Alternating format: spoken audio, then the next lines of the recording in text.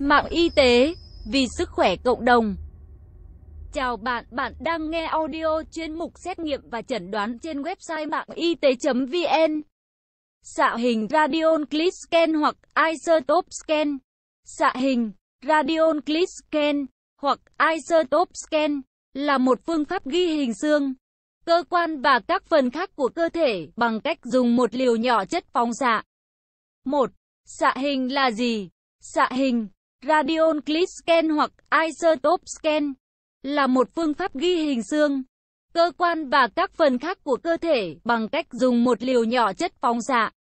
Có nhiều loại chất phóng xạ khác nhau. Việc sử dụng loại chất phóng xạ nào phụ thuộc vào cơ quan hay phần cơ thể nào được ghi hình. Lưu ý, những thông tin dưới đây chỉ là hướng dẫn chung.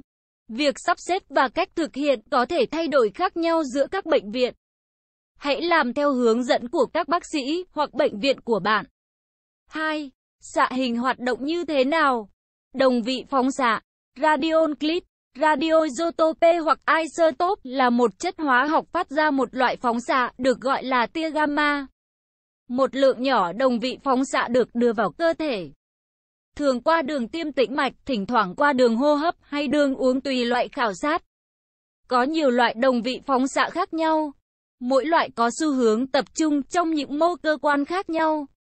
Vì vậy, việc dùng loại đồng vị phóng xạ nào tùy thuộc vào phần nào của cơ thể được ghi hình. Ví dụ, nếu tiêm tĩnh mạch iốt phóng xạ, chất này sẽ nhanh chóng tập trung vào mô tuyến giáp. Vì vậy, chất này được dùng để ghi hình tuyến giáp.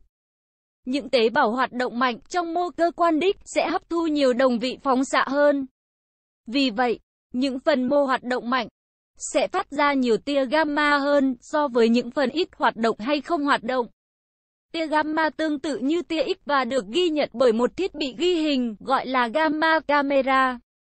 Các tia gamma phát ra từ bên trong cơ thể, ghi nhận lại bằng gamma camera, được biến đổi thành tín hiệu điện và được chuyển vào một máy tính. Máy tính này sẽ tạo ra hình ảnh có màu sắc hay độ xám khác nhau, tương ứng với những tín hiệu thu nhận có cường độ khác nhau. Ví dụ, những vùng mô cơ quan đích phát ra nhiều tia gamma có thể được biểu diễn bằng những vùng màu đỏ, vùng nóng trên hình ảnh được tạo ra bằng máy tính. Những vùng mô cơ quan đích phát tia gamma thấp có thể được biểu diễn bằng màu xanh dương, vùng lạnh. Nhiều màu sắc khác có thể được dùng trong khoảng giữa, tùy theo mức độ tia gamma phát ra. Xạ hình. 3. Xạ hình để làm gì? Xạ hình có thể được thực hiện vì các mục đích sau. Xạ hình xương là loại phổ biến nhất. Đồng vị phóng xạ được sử dụng tập trung vào những vùng có nhiều hoạt động của xương, nơi các tế bào xương đang bị phá hủy hoặc đang sửa chữa. Vì vậy, xạ hình xương được dùng để phát hiện những vùng xương bị ung thư, nhiễm trùng hay chấn thương. Những vùng hoạt động này được thấy như những vùng nóng trên hình ảnh xạ hình. Xạ hình thận có thể đánh giá xem thận hoạt động có tốt không, bởi vì đồng vị phóng xạ dùng trong khảo sát này được hấp thu bởi tế bào thận và thải ra nước tiểu. Vì vậy, xạ hình thận có thể phát hiện được các vết sẹo trên thận và quá trình đào thải nước tiểu từ thận đến bàng quang có tốt không. Xạ hình phổi, còn gọi là perfusion lung scan hay VQ scan, có thể phát hiện được những cục máu đông trong phổi, thuyên tắc phổi. Xạ hình tim có thể đánh giá tới máu cơ tim. Những vùng cơ tim tới máu kém, không bắt đồng vị phóng xạ tốt sẽ được biểu hiện trên hình ảnh xạ hình. Xạ hình tuyến giáp có thể dùng để đánh giá những trường hợp tuyến giáp hoạt động quá mức cường giáp. Ví dụ, một vài nhân bướu nhỏ tuyến giáp, thỉnh thoảng là một ổ tăng hoạt động quá mức, và được biểu hiện bằng các vùng nóng trên hình ảnh xạ hình. Và còn nhiều loại xạ hình khác. 4. Thực hiện xạ hình như thế nào? Tùy vào bạn được làm loại xạ hình nào. Bạn có thể uống một lượng nhỏ đồng vị phóng xạ hoặc được tiêm vào tĩnh mạch cánh tay. Sau đó, cần một ít thời gian, thỉnh thoảng vài giờ, tùy thuộc vào cơ quan nào được ghi hình, để đồng vị phóng xạ đi đến mô cơ quan đích và được hấp thu bởi các tế bào hoạt động. Vì vậy, sau khi đồng vị phóng xạ được đưa vào cơ thể, bạn cần chờ một ít vài giờ. Bạn có thể đi ra ngoài và trở lại phòng ghi hình sau đó trong ngày. Khi đến thời gian ghi hình, Bạn nằm trên bàn trong khi camera ghi nhận các tia gamma phát ra từ cơ thể bạn. Máy tính sẽ biến đổi những thông tin này thành hình ảnh. Bạn cần nằm yên trong quá trình ghi hình để hình ảnh không bị nhòe. Vài hình ảnh có thể cần 20 phút hoặc hơn để ghi lại. Số lượng hình ảnh được ghi nhận và khoảng thời gian giữa mỗi hình ảnh thay đổi tùy vào việc ghi hình bộ phận nào.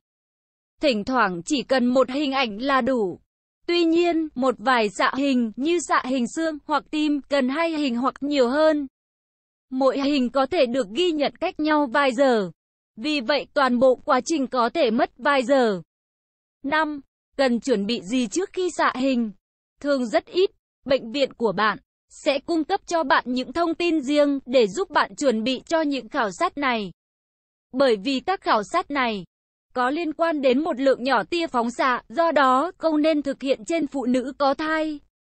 Nói cho bác sĩ của bạn biết bạn đang hoặc nghĩ rằng bạn có thể đang mang thai.